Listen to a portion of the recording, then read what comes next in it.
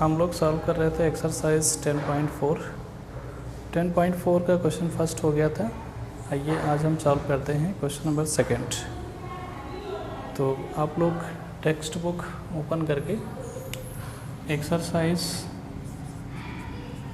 10.4 का question number second पढ़ लीजिए। आप लोग क्वेश्चन सेकंड क्या लिखा हुआ है। If two equal chords of a circle intersect within the circle, prove that the segments of one card are equal to corresponding segments of the other card। अब हम इस क्वेश्चन का फिगर बनाते हैं, उसके बाद एक्सप्लेन करते हैं, तब आपको समझ में आएगा कि ये क्वेश्चन में एक्चुअल में क्वेश्चन क्या कह रहा है आपसे। टू इक्वल कार्ड्स, ये सेंटर ऑफ सर्कल है और इस कार्ड में टू इक्वल कार्ड्स हैं। ये ऐसे इसको अगर आप कहते हैं ए बी, और एक कार्ड है ये सी डी। ये a b and c d are two equal chords, ये दो इक्वल कार्ड हैं। ये क्वेश्चन में गिवन है। Intersect within the circle, ये within the circle intersect कर रहे हैं, तो इसका कोई पॉइंट कर देते हैं। इसका कौन सा पॉइंट कर दें, इसको हम कर देते हैं ई पॉइंट कर देते हैं, ठीक है, ई पॉइंट। अब सो क्या करना है, देखिए पहले तो गिवन लिखें कि गिवन क्या है। Given chord a b is equal to chord c d, ये गिवन है।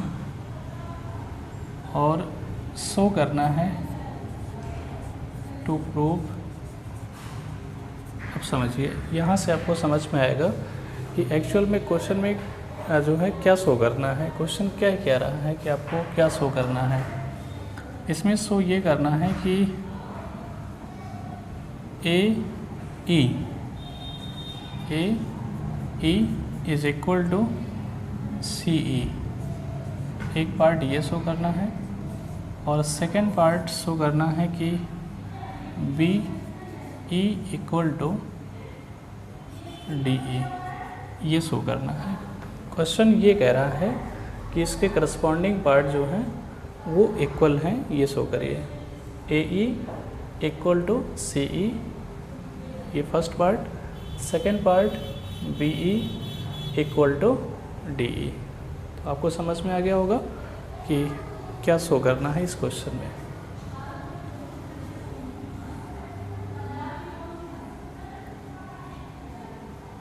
प्रूफ।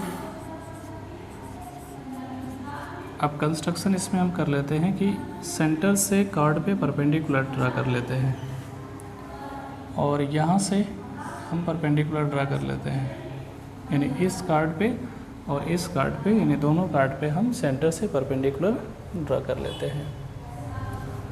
और ज्वाइन ओ ई, ज्वाइन ओ ई, इसका भी कोई पॉइंट, इसका कोई नेम कर देते हैं एम, और ये एन कर देते हैं इसको। अब हम क्या करेंगे कि इस ट्रायंगल को e m o and e n o को हम कांग्रुएंट शो करेंगे, ठीक है, कांग्रुएंट शो करेंगे। तो देखिए कैसे शो करते हैं, क्या क्या कंडीशन मेरे पास है। In triangle e m o and triangle e n o we have, ये फर्स्ट कंडीशन। अब एक थ्योरम मैंने प्रूफ किया था कि अगर सर्कल के अंदर टू इक्वल कार्ड्स हैं तो उनका सेंटर से डिस्टेंस इक्वल होता है। Equal chords of a circle are equidistant from the centre, यानी इक्वल कार्ड्स सेंटर से इक्वल डिस्टेंस पे होते हैं। तो इस क्वेश्चन में क्या गिवन है, chord a b equal to chord c d, AB chord equal to CD chord. तो जब कार्ड इक्वल है तो उनका सेंटर से डिस्टेंस इक्वल होगा। हम कह सकते हैं, क्या कह सकते हैं कि OM इक्वल टू ON। क्यों OM इक्वल टू ON है? क्योंकि कार्ड्स इक्वल है। जब कार्ड्स इक्वल है तो उनका सेंटर से डिस्टेंस इक्वल होगा। तो फर्स्ट कंडीशन तो हम यही लिखेंगे कि OM equal to ON, OM is equal to ON। और रीजन क्या लिखेंगे? Equal chords are equidistant from centre. Equal chords are equidistant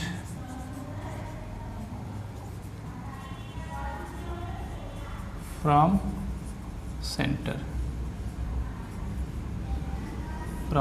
of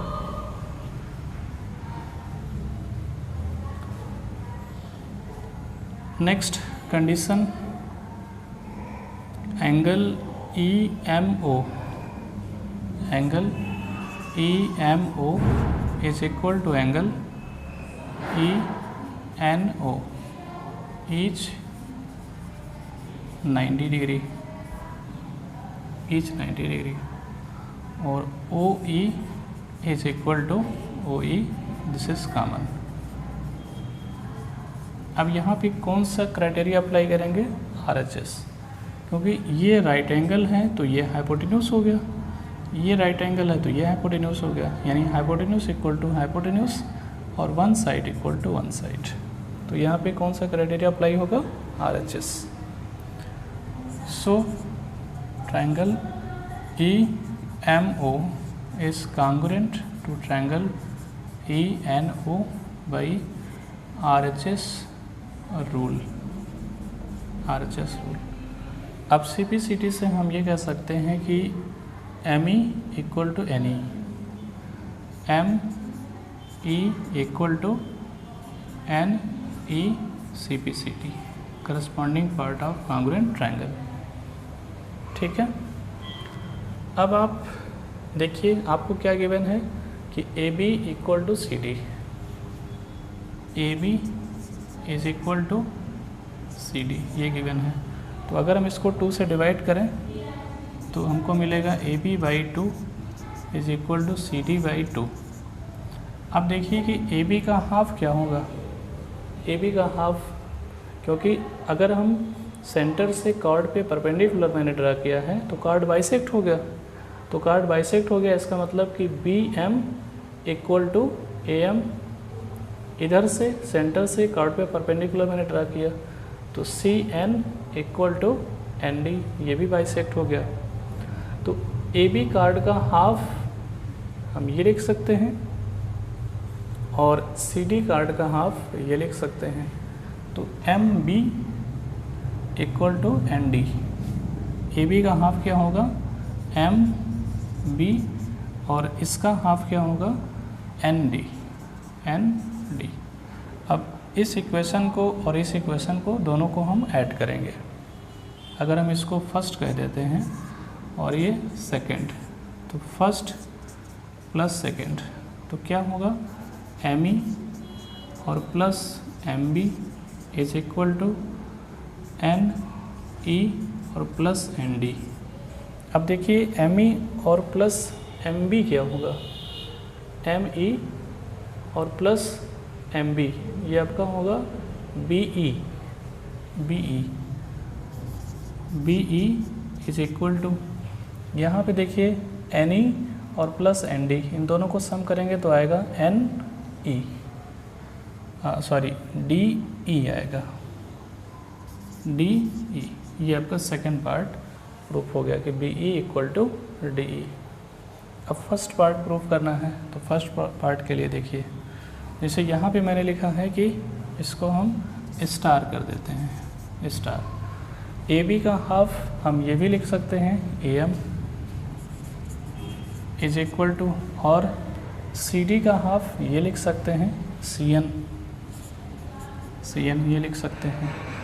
अब इस इक्वेशन में से अगर मैं इसको 3 कर देता हूँ तो 3 में से अगर हम फर्स्ट सब्ट्रैक्ट कर दें, 3 में से यानी 3 माइनस फर्स्ट, तो AM minus ME is equal to CN और माइनस ये NE। अब देखिए कि जब AM से ME सब्ट्रैक्ट होगा, यानी AM से ME सब्ट्रैक्ट होगा तो क्या बचेगा, AE